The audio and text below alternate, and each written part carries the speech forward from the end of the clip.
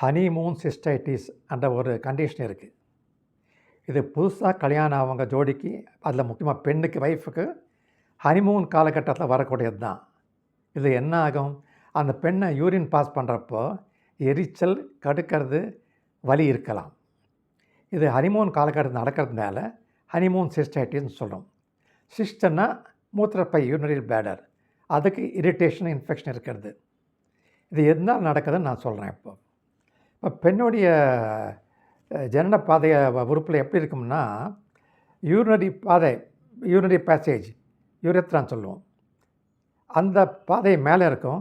அதுக்கு கீழே தான் பெண்ணுடைய ஜனன உறுப்பு பாதை இருக்கும், வஜைனா. இந்த ரெண்டுத்துக்கும் செப்பரேட் பண்ணுறது ஒரு தின் செவுரு, தின் வால்.